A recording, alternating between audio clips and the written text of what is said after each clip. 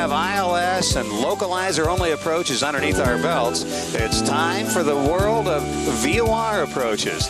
And the thing that makes VOR approaches especially interesting is not only do you not have the advantage of a glide slope for vertical guidance, but you're also using VOR, which is far less sensitive than the localizer.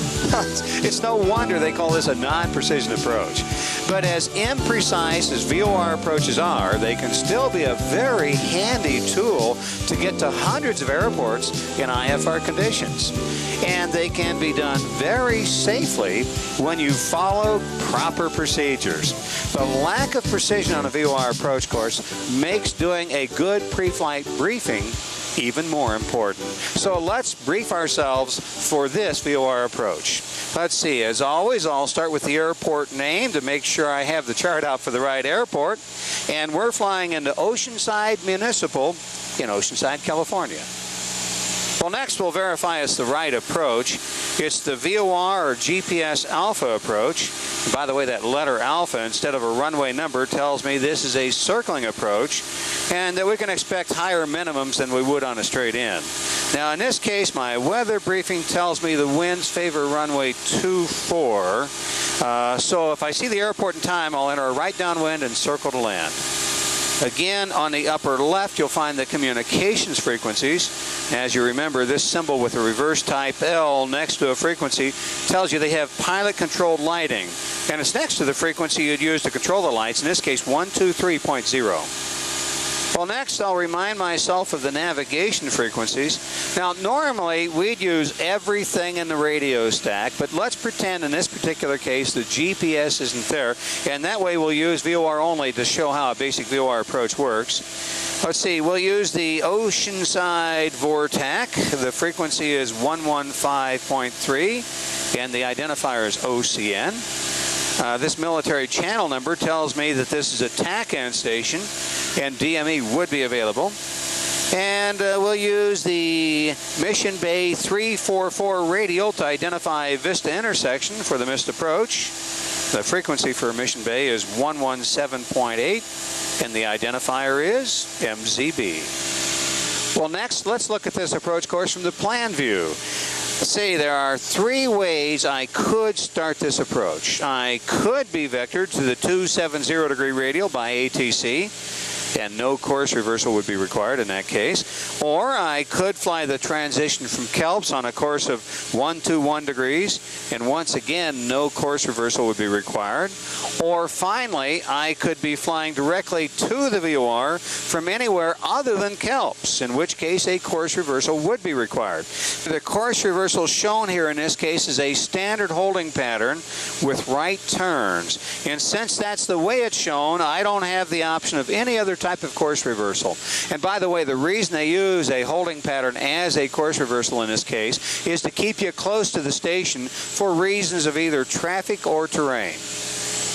Now, since I'm approaching the VORTAC here on Victor 23 from the southeast, when I enter that holding pattern, I'll need to turn left to stay in the protected airspace. So that means it'll be a parallel entry. Now, when I'm established on the 090 inbound course, I'll cross the VORTAC, and then I'll turn to heading of 096 for my descent to minimum descent altitude. Let's check the minimum safe altitudes here. The sectors are based on the Oceanside VORTAC, and the altitudes are 1,900 feet to the southwest and 6,800 feet everywhere else. Let's check the profile view. I'll descend in the holding pattern to cross the VORTAC at 2,500. And by the way, I'll need to make sure that I start my time at the VORTAC. Now, after crossing the VORTAC, I'll turn to a heading of 096 and descend to the MDA of 1,140 feet. And by the way, that's 1,112 feet above the airport elevation. And since my approach speed makes me a Category A airplane, I'll need only 1¼ miles visibility. Now, the missed approach could be determined by using either a DME or GPS reading of 3.4 miles from Oceanside VORTAC, but we're pretending that neither one of those is available to us, so we'll have to resort to the basic procedure of timing the approach. Now, the time to the missed approach point at 90 knots will be 2 minutes and 16 seconds. Next, I'll check the altitude change required. Now the altitude I'll need to lose will be from 2,500 feet down to 1,140 feet. That means I need to lose 1,360 feet of altitude. Now I need to do that in something just under 2¼ minutes if I expect to see the runway when I break out. Wow, there is no time to dally on this approach. So I'll have to get my non-precision rated descent of 800 feet a minute going right away. You know, that's good to figure out in advance. Now, let's see, the missed approach procedure says I should make a climbing left turn to 4,000 via heading of 030 to intercept the ocean side, 083, and then continue climbing on the way out to Vista intersection and hold at Vista. Now, the part I want to memorize out of all of this is those initial climb instructions, and that is for a climbing left turn to a heading of 030. Let's check out the airport diagram. Well, first of all, there is no approach light system, but I can expect medium intensity runway edge lights, and that reverse type L in the black circle reminds me again that those lights are pilot controlled. There are also runway end identification lights at the approach end of runway 24. And once again, remember, you can always use the legend at the front of the book for all of this. Now, one other thing of interest about this airport diagram here is you notice there are some obstructions off the end of the runway. And finally, I'll scan the chart here for review of any special notes. And this note says use Miramar MCAS Mitchell Field altimeter setting. And the reverse type T in the upside down triangle here tells me that the airport either has non-standard takeoff minimums for commercial flights or a departure procedure. And as you remember, the NA here in this note means I cannot file Oceanside as an alternate on an IFR flight plan. Now, let's review the most important things to remember from the approach self-briefing. And they are, first of all, how low can I go? Well, the minimum descent altitude is 1,140 feet.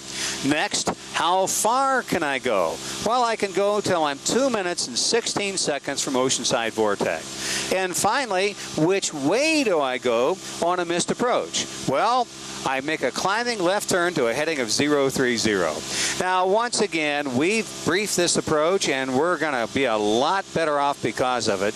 But as you know, I'm not going to be able to memorize all of this stuff. So as always, I make sure that I've got things organized so I can look at this chart easily. Cessna 9 Air Echo Sierra, cleared direct Oceanside Vortex. Cross Oceanside at 3,000, cleared for the VOR Alpha approach to Oceanside Municipal Airport. Report to Oceanside Vortex inbound. Cessna 9 Air Echo Sierra, direct to the Oceanside Vortex, cross Oceanside at 3,000, cleared for the VOR Alpha approach to Oceanside Municipal. Call it Oceanside inbound. Well, we're getting pretty close now, so I'll slow to my 90 knot approach speed, and at the same time, I'll select approach flaps, and I'll start my descent to 3,000. So all I have to do now is continue flying to Oceanside and do that descent to 3,000.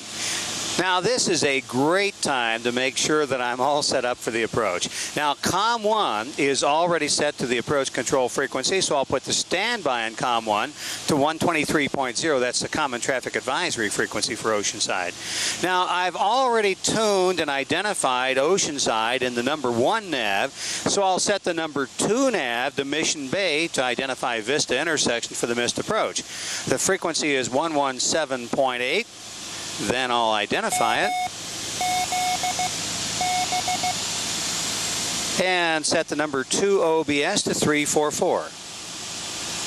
Okay, I'll get my timer set up here so I can capture the time at Oceanside outbound for holding and inbound to the airport. And finally, I like to use the audio panel as a checklist to make sure I've thought of everything. And now I'll do the before landing checklist.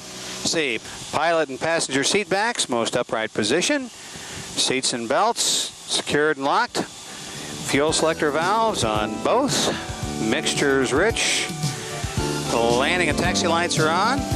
And the autopilot's off. Well, now we're all set up and ready for the approach.